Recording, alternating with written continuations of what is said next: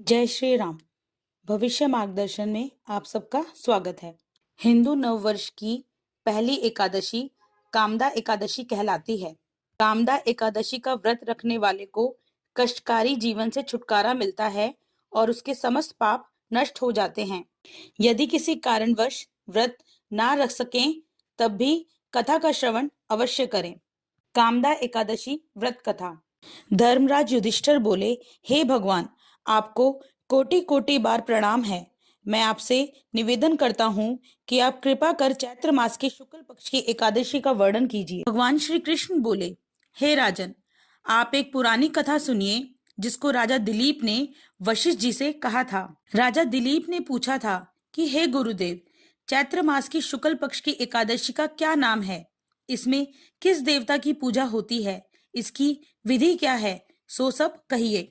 महर्षि वशिष्ठ बोले, हे राजन, चैत्र मास के शुक्ल पक्ष की एकादशी का नाम कामदा एकादशी है।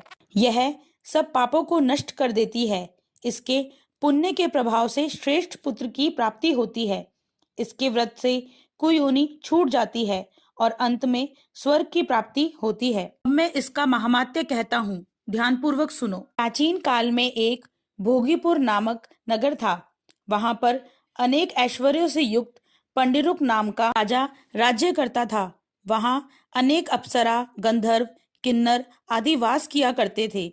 उसी जगह ललिता और ललित नाम के स्त्री पुरुष अत्यंत वैभवशाली घर में निवास करते हुए विहार किया करते थे। वह दोनों एक दूसरे से बहुत प्रेम करते थे। एक समय राजा पंडुरुक गंधर्वों सहित अपनी सभा में शोभायमान थे। उस जगह ललित गंधर्व भी उनके साथ गाना गा रहा था, परंतु उसकी प्रियतमा ललिता उस जगह नहीं थी। इससे उसकी याद आने के कारण वह अशुद्ध गाना गाने लगा। नागराज करकोटक ने राजा पुंडरीक से इसकी चुगली कर दी। इस पर राजा पुंडरीक ने गंधर्व ललित को शाप दिया कि अरे दुष्ट, तू मेरे सामने गाता हुआ भी अपनी स्त्री का स्मरण कर रहा है। से तू कच्चे मांस और मनुष्य को खाने वाला राक्षस होगा। तू महापापी है।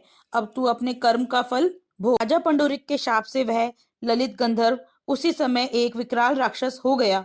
उसका शरीर 8 योजन का हो गया। उसके नेत्र सूर्य चंद्र के समान प्रदीप्त होने लगे। राक्षस हो जाने पर उसको महान दुख मिलने लगा और वह अपने कर्म का फल भोगने लगा। ललिता को अपने प्रियतम ललित का ऐसा हाल मालूम हुआ तो वह बहुत दुखी हुई। वह सदैव अपने पति के उद्धार के लिए सोचने लगी कि मैं कहाँ जाऊं और क्या करूं। एक दिन वह घूमते घूमते विंध्याचल पर्वत पर चली गई। ने उस जगह रिंगी ऋषि का आश्रम देखा। वह शीघ्र ही उस आश्रम में गई और उस रिंगी ऋषि के सम्मुख जाकर विनय करने लगी। उसे देखकर रिंगी ऋषि बोले, हे सुभगे, तुम कौन हो और यहाँ किस लिए आई हो? ललिता बोली, हे मुनि, मैं वीरधर्मा नामक गंधर्व की कन्या ललिता हूँ। मेरा पति राजा पुंडरीक के शाप से एक भयानक राक्षस हो गया है।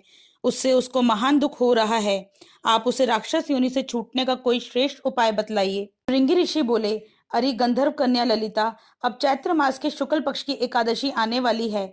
उसका नाम कामदा एकादशी है। उसका व्रत करने से मनुष्य के समस्त कार्य शीघ्र ही सिद्ध हो जाते हैं। यदि तू इस व्रत के पुण्य को अपने पति को देगी तो वह शीघ्र ही राक्षस योनि से छूट जाएगा। मुनि के वचनों को सुनकर ललिता ने आनंद पूर्वक कामदा एकादशी का व्रत किया और द्वादशी के दिन ब्राह्मणों के सामने अपने व्रत का फल अपने पति को दिया और भगवान से प्रार्थना करने लगी, हे प्रभु, मैंने यह जो व्रत किया है उसका फल मेरे पतिदेव को मिले और उनकी राक्षस योनि शीघ्र ही छूट जाए। एकादशी का फल देते ही उसका पति ललित राक्षस योनि से छूट गया और अपने पुराने स्वरूप को प्राप्त हो गया। वह अनेक सुंदर वस्त्रों तथा आभूषणों से अलंकृत होकर पहले की भांति ललिता के साथ विहार करने लगा। कामदा एकादशी के प्रभाव से दोनों अब पहले से अधिक सुंदर हो गए और अंत में पुष्पक विमान पर बैठकर स्वर्गलोक को चले गए। हे राजन, इस व्रत को विधि पूर्वक करने से सभी पाप नष्ट हो जाते हैं। इस व्रत के प्रभाव से मनुष्य ब्रह्म हत्या जैसे पाप और राक्षस आदि की योनि से भी छूट जाते हैं। है आपको ये जानकारी अच्छी लगी हो। ऐसी ही अधिक जानकारी के लिए हमारे चैनल को लाइक, शेयर व सब्सक्राइब करें। जय श्री राम।